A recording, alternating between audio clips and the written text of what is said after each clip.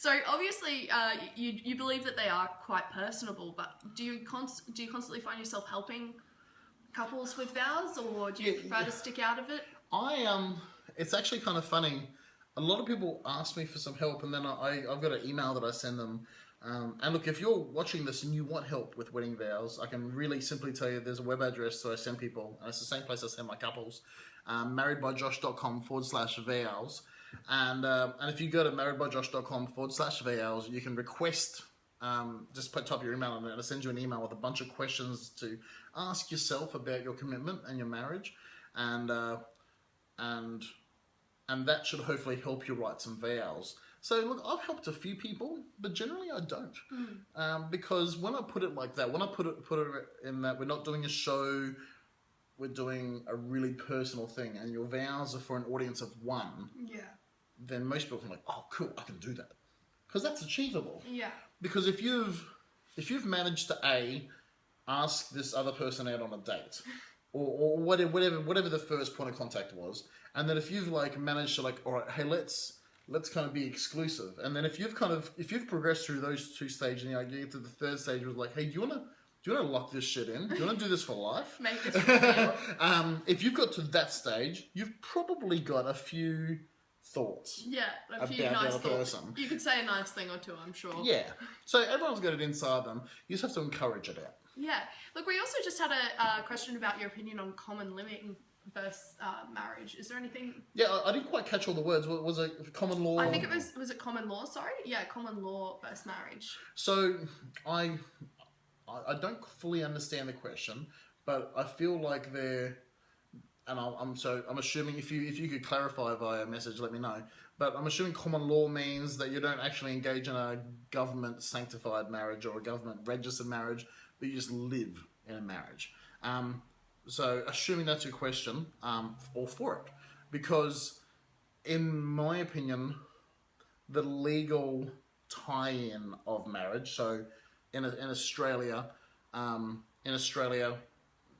we do a bunch of celebration, and then there's a few words I have to say, there's a few words they have to say, we sign some paper, submit to the government.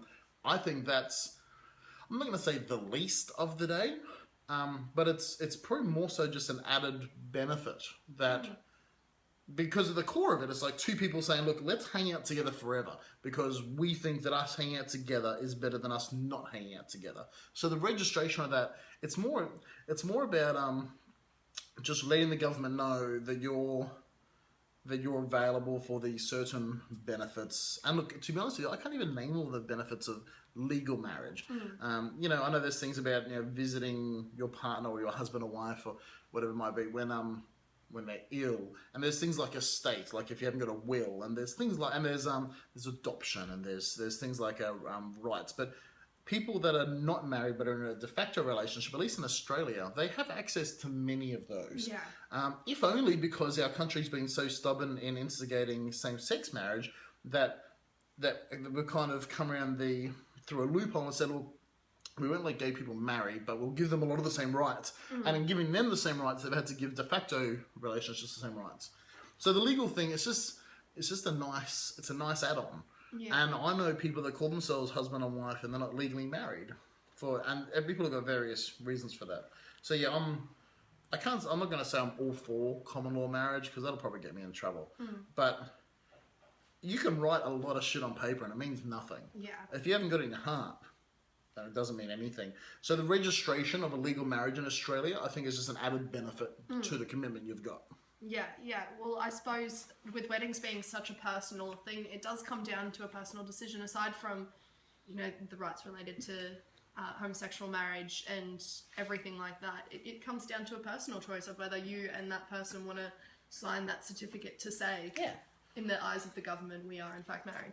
Because it's the same thing in America is a good example. You can't have a marriage outside of a religion in America. Well, some states allow it, but generally in many states you have to have a religious marriage. I just did a marriage ceremony in Hawaii, and that was registered by me as a member of the Open Church. And in the Open Church, for a couple $100, we'll just believe whatever you want. So the Open Church is quite open. But still, it's a religious marriage. Yeah. And so it's much the same in America, where there's common law of marriage versus religious marriage, and so same thing. If you're not religious in America, you've got to go to a state that has civil marriage, as Australia does, because all marriage in Australia is civil. Just some are registered by religious ministers, and some are registered by civil marriage celebrants. That's the only difference. Yeah. And look, religious ministers might argue against that, but when the conservative right gets all angry about Australian marriage and same-sex marriage, my first thought is you guys lost that in 1961. In 1961, the Australian Marriage Act was instigated, and they said, look, marriage is a government thing, not a religious thing. Yeah. So 50 years ago, you could have fought for it. We made the segregation. Yeah.